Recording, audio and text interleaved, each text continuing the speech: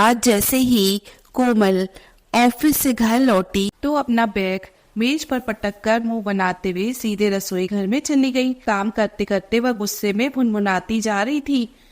न जाने चाहते क्या है यह लोग मुझसे। घर की बहू हूँ तो सारा काम करना क्या सिर्फ मेरी ही जिम्मेदारी है? सासू माँ तो मेरे आने के बाद ऐसे महारानी बनकर बैठ जाती हैं जैसे मेरी शादी से पहले इस घर में उनके आसपास नौकर चाकर मंडराते थे। आखिर किस जन्म की दुश्मनी निकाली जा रही है? अरे मुझे तो यह समझ ही नहीं आता कि अगर मेरे साथ घर का थोड़ा बहुत काम करवा देंगी तो कौन सा पहाड़ टूट पड़ेगा? क्या इनके हाथ पैर घिस जाएंगे? आखिर मैं भी तो इंसान हूँ।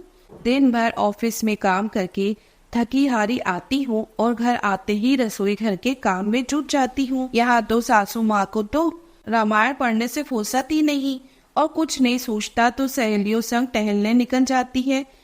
बड़बड़ाते हुए कोमल बर्तन धोने लगी और एक के बाद एक बर्तन जोर जोर से पटकने लगी। प्रमिला गुस्से का कारण भली भांति जानती थी, लेकिन उन्होंने कोई प्रतिक्रिया नहीं दी। आखिर वह भी कितनी देर तक काम करती रहे।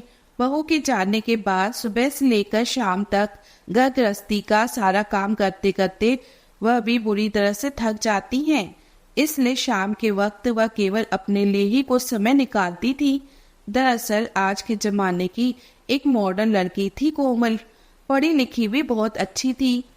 पढ़ लिख कर एक आत्मनिर्भर महिला बनना उसका सपना हुआ करता था। इसलिए जब उसकी पढ़ाई लिखाई समाप्त हुई तो उसने नौकरी के लिए आवेदन देना शुरू कर दिया। और जब प्रमिला जी के बेटे विराज के साथ उसका विवाह तय किया गया तो यह बात उसने सबके सामने स्पष्ट रूप से जाहिर कर दी थी कि विवाह हो जाने के पश्चात अगर कहीं अच्छी नौकरी मिली तो उसके नौकरी करने से किसी को कोई ऐतराज नहीं होना चाहिए। इस बात से विराज को कोई परेशानी नहीं थी, न ही विराज के माता पिता को इससे कोई आपत्ति थी कि उनकी बहू नौकरी पेशा हो। बड़ी हंसी खुशी के साथ शादी की सभी रस्में पूरी हुई और आखिरकार कोमल इस घर में बहू बनकर आ गई। अपनी नौकरी के लिए उसने कोशिशें जारी रखी और अभी विवाह को 5 महीने ही हुए थे कि कोमल को एक अच्छी नौकरी मिल गई। कोमल नौकरी लगने से बहुत खुश थी, लेकिन प्रमिला जी ने सब परिवार वालों के सम्मुख एक बात स्पष्ट तौर पर कह दी थी कि बहू के नौकरी करने से बिल्कुल भी कोई ऐतराज नहीं है, परंतु अब पूरे घर का कार्यभार अकेले संभाल पाना भी मेरे बस की बात नहीं है। इसलिए बहू को घर के कामों में भी हाथ बटाना होगा। प्रमिला जी की इन बातों को सुनकर परिवार के सभी लोग आश्चर्यचकित रह गए और कोमल को तो जैसे काटो तो खून नहीं। विराज ने कहा, माँ आप तो जानती हैं कि कोमल को यह नौकरी कितनी मुश्किल से मिली है। हमें आपसे यह उम्मीद नहीं थी। तो प्रमिला जी ने कहा, बेटा मेरे कहने का यह मतलब नहीं है कि घर का सारा काम बहू को ही करना होगा। मैं तो केवल इतना ही कहना चाहती हूँ कि मेरी अपनी भी कुछ सीमाएं हैं। उम्र बढ़ने के साथ मेरी कार्य क्षमता भी धीरे धीरे कम हो रही है, इसलिए पूरे दिन का काम तो मुझसे नहीं हो पाएगा। हाँ, जितना बन पड़ेगा उतना जरूर करूंगी। इधर कोमल अपने सपनों के साथ कोई समझौता नहीं करना चाहती थी, इसलिए उसने घर की साफ सफाई और झाड़ पोंछ के लिए एक काम वाली बाई लगा ली थी। लेकिन बहू की अनुपस्थिति में घर का बाकी सारा काम उसकी सास प्रमिला जी को ही संभालना पड़ता था। परंतु उसके घर लौटने के बाद उसकी सासू माँ कोई काम न करके अपने लिए ही समय निकालती थी। इसलिए शाम के समय बाकी का सारा काम कोमल को ही करना पड़ता था और इस बात से उसे बहुत परेशानी होती थी। अपनी सासू माँ का थोड़ी देर के लिए आराम करना, बाहर टहलने निकल जाना और फिर टीवी पर फेवरेट सीरियल देखना उसे बहुत अखरता था। जब भी कोमल अपनी माँ को फोन लगाती तो हर बार अपनी सासू माँ की बुराई करने लगती। अपनी माँ से बात करके मन का सारा गुबार हल्का कर लिया करती थी। समय धीरे धीरे बीतने लगा। अब उसकी शादी को 2 वर्ष होने को आए। आज कोमल के छोटे भाई के विवाह का दिन था। उसकी भाभी भी बहुत अच्छी खासी पढ़ी लिखी थी और नौकरी करती थी। बहू को घर में लेकर आने के साथ ही कोमल की माँ ने लाड प्यार जताते हुए सबके सामने कह दिया कि मैं तो अपनी बहू को बेटी की तरह ही रखूंगी। और एक माँ की तरह प्यार करूंगी। बहू घर में लाने का यह मतलब बिल्कुल नहीं होता कि सास सारे काम छोड़कर हाथ पर हाथ धरकर बैठ जाए और बहू के सिर पर ही सारी जिम्मेदारियां छोड़ दे। आखिर बहुएं भी तो इंसान होती हैं। अब वह बेचारी नौकरी करेगी या घर का काम, मैं तो अपनी बहू को पूरी छूट दूंगी। बहू के सिर पर हाथ रखकर उसे प्यार से सहलाते हुए कोमल की माँ ने कहा। तो अपनी माँ के ऐसे विचार को सुनकर कोमल बहुत प्रभावित हो गई और अपनी माँ की सोच पर गर्व करने लगी। फिर मुंह बनाते हुए सोचने लगी कि काश मेरा भाग्य भी मेरी भाभी के जैसा होता, मेरी सास भी मुझे समझ पाती, लेकिन मेरी किस्मत इतनी अच्छी कहाँ। मुझे तो बस अपनी सास के हुक्म के अनुसार चलना है। और यहाँ देखो मेरी माँ कितने खुले विचारों वाली है। शादी के बाद अगले दिन से ही कोमल की भाभी ने नौकरी पर जाना शुरू कर दिया। कोमल की माँ भी अपनी बहू की हर सुख सुविधा का ध्यान रखती थी। बहू के तैयार होने से पहले ही सुबह सुबह सारा खाना बनाकर रख देती थी। अपने बेटे और बहू का टिफिन पैक करके देती और उसके नौकरी से लौटने के बाद भी सारा काम स्वयं ही करती। अपनी सास का इतना प्यार देखकर कोमल की भाभी को बहुत अच्छा लगता था। आए दिन अपनी सासू माँ से अपनी मनपसंद चीजें बनवाने की फरमाइश करती रहती थी और कोमल की माँ भी उसकी हर फरमाइश को बड़े प्यार और मनोहार से पूरा करती। कुछ दिन तो बड़े ही खुशी से बीते, लेकिन जैसे जैसे वक्त बीतने लगा स्थिति बदलने लगी।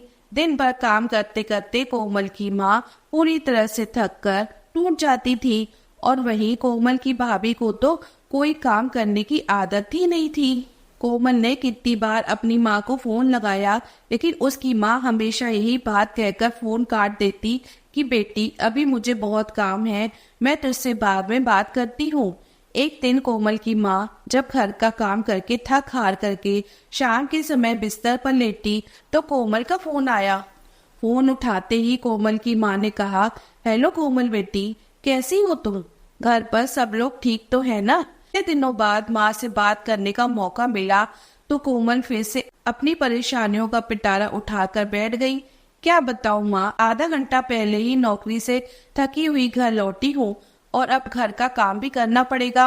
आप तो भाभी को पूरा आराम करवाती हो, लेकिन मेरी सासू माँ को तो देखो, मेरे नौकरी से घर लौटने की देर थी कि वो अपने कमरे से तैयार होकर बाहर निकली और यह कहकर चली गई कि मुझे ब्यूटी पार्लर जाना है। अब इस उम्र में इन्हें सजने संवरने का शौक चढ़ा है। अगर इतना ही समय था इनके पास तो रात का खाना ही बना लेती, मुझे भी थोड़ा आराम मिल जाता। अच्छा माँ, एक बात बताइए, अब तो आप मुझसे बात ही नहीं करती। भाभी को माँ की तरह प्यार देते देते कहीं अपनी बेटी को भूल तो नहीं गई? कोमल के इतना कहने की देर थी कि उसकी माँ की आंखें आंसुओं से सारों बार हो गई और फूट फूट कर रोने लगी। माँ के रोने की आवाज सुनकर कोमल का कलेजा कांप उठा। क्या हुआ माँ, आप रो क्यों रही हो? भाभी से कोई बात हुई है क्या? सब कुछ ठीक तो है ना? बेचैन होते हुए कोमल बोली। फिर उसकी माँ ने कहा, बेटी मुझे तो कुछ समझ में नहीं आता, मैंने तो तेरी भाभी को हमेशा अपनी बेटी की तरह ही माना था। बहू को कोई तकलीफ ना हो इसलिए सारा दिन मैं ही काम में लगी रहती हूँ, लेकिन फिर भी तो तेरी भाभी को मेरी कोई कदर नहीं है। घर का कोई काम करना तो दूर, वह तो रसोई घर की तरफ देखती तक नहीं। मुझे तो ऐसा लगता है कि मैं तो इस घर में केवल एक काम वाली बाई बनकर रह गई हूँ। हर काम के लिए वह बस मुझ पर ही हुक्म चलाती है। अरे उससे तो तेरे भाई के लिए भी खाना नहीं बनाया जाता। सुबह सुबह उठकर रसोई घर का सारा काम मैं करती हूँ और उसका टिफिन तैयार करने में मुझे थोड़ी भी देरी हो जाए तो मुझ पर ऐसे भड़क पड़ती है जैसे मैं उसकी नौकरानी हूँ। मुझे तो कुछ समझ नहीं आता कि मैं क्या करूँ। अपनी माँ की यह बात सुनकर कोमल हैरान रह गई। फिर उसकी माँ ने कहा, लेकिन बिटिया इस सब में गलती मेरी ही है। तेरे पापा ने मुझे कितनी बार कहा था कि मुझे बहू को उसकी जिम्मेदारियों का एहसास करवाना चाहिए, थोड़ा काम उसे भी करने के लिए देना चाहिए, लाड प्यार में इतनी छूट भी नहीं देनी चाहिए कि बाद में पछतावा हो। कोमल बेटी, आज मुझे एहसास हो रहा है कि तेरी सासू माँ ने सारी जिम्मेदारियां अपने सिर पर न लेकर बिल्कुल ठीक किया था। घर का काम मिल बांटकर करने का उनका फैसला एकदम सही था।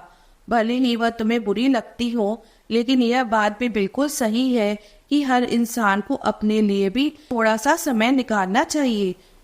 अगर मैंने भी समदन जी की तरह समझदारी से काम लिया होता तो आज मेरी ये दुर्गति न होती। मैं भी उनकी तरह आत्मसम्मान से जी रही होती और उम्र के इस पड़ाव में जीवन का भरपूर आनंद ले रही होती। माँ की बातें सुनते सुनते कोमल की आंखों से आंसू बहने लगे। अपनी माँ की हालत के बारे में सोच सोचकर उसका कलेजा फटा जा रहा था। कांपते हाथों से उसने फोन रखा। मन में विचारों का तूफान उमड़ रहा था। रह रहकर अपनी माँ की चिंता सता रही थी। फिर स्वयं को संभालते हुए रसोई घर का काम करने के लिए जैसे ही वह कमरे से बाहर निकलने लगी तो देखा उसके ससुर जी हॉल में ही बैठे थे। तभी उसकी सासू माँ भी ब्यूटी पार्लर से वापस आई तो ससुर जी मुस्कुराकर चुटकी लेते हुए बोले, अरे भाग्यवान, अब तो तुम्हारी उम्र हो चुकी है और अब इस उम्र में भी तुम्हें ब्यूटी पार्लर जाने की क्या सूझी। तभी प्रमला जी भी हंसते हुए बोली, अरे आपको कैसे पता चला कि मैं ब्यूटी पार्लर गई थी? लो, क्या मैं नहीं जानता कि तुम्हारे बालों की सफेदी अचानक कहाँ गायब हो गई? लेकिन एक बात तो बताइए प्रमिला जी, अब इस बुढ़ापे में सज संवर कर क्या करेंगी? फिर प्रमिला जी मुस्कुराते हुए बोली, अरे मेरा दिल किया तो चली गई ब्यूटी पार्लर। जानते हैं, सजने संवरने का शौक तो मुझे पहले भी था, लेकिन सारी उम्र घर की जिम्मेदारियों में ही उलझकर निकल गई। अच्छा, तो बुढ़ापे में अब आप अपने शौक पूरे करने चली हैं? उनके पति ने फिर से उन्हें चिढ़ाते हुए कहा। तो प्रमिला जी बोली, किसने कहा बुढ़ापे में अपने शौक पूरे नहीं किए जा सकते? अरे यही नजरिया उम्र का हर पड़ाव एक नए अनुभव, नए चुनौतियां और नई ख्वाहिशें लेकर आता है। परंतु जिंदगी के हर पड़ाव में हमें तो बस जिंदगी का मजा लेना चाहिए। अरे हाँ, एक बात तो मैं आपसे कहना ही भूल गई, कल से पास वाले पार्क में योगा क्लासेस शुरू होने जा रही हैं। प्रमिला जी ने कहा तो उनके पति बोले, अच्छा जी, तो अब हमारी श्रीमती जी योगा क्लासेस भी अटेंड करने वाली हैं। फिर प्रमिला जी ने कहा, जी हाँ, और मैं अकेली नहीं, हम दोनों। और फिर अपने पति के पेट पर हल्की सी थपकी देकर उन्हें छेड़ते हुए कहने लगी, देखिए तो टोन बढ़ती जा रही है आपकी, और ऐसे में मैं फिट दिखूंगी तो लोग आपका ही मजाक बनाएंगे। ये बातें करते हुए वे दोनों हंस पड़े। इधर अपने सास ससुर की ये बातें सुनते हुए कोमल के चेहरे पर गुस्से की अपेक्षा एक प्यारी सी मुस्कान तैर गई। फिर दिमाग में ख्याल आया कि आखिर मेरी सासू माँ गलत कहाँ थी। विवाह के बाद एक औरत को घर की जिम्मेदारियों और अपने बच्चों से वक्त ही कहाँ मिल पाता है, और यदि अब वे अपने शौक या हॉबी को समय देना चाहती हैं तो इसमें कोई बुराई नहीं है। आखिर उन्हें भी तो दुनिया की ताजी हवा के झोंकों का इस उम्र में भी आनंद से जीने का अधिकार है। प्रिय दोस्तों, आपको भी ये सीखना चाहिए कि आप जिंदगी के हर पड़ाव को बहुत अच्छे से एंजॉय करें और अपने हर शौक को पूरा करें। इससे जिंदगी जीने का उत्साह बना रहता है और हमारे जिंदगी में नीरसता नहीं आती है। आपको यह कहानी कैसी लगी? पसंद आए तो लाइक करिए और इस तरह की नई नई कहानियां सुनने के लिए सब्सक्राइब करना ना भूलिए।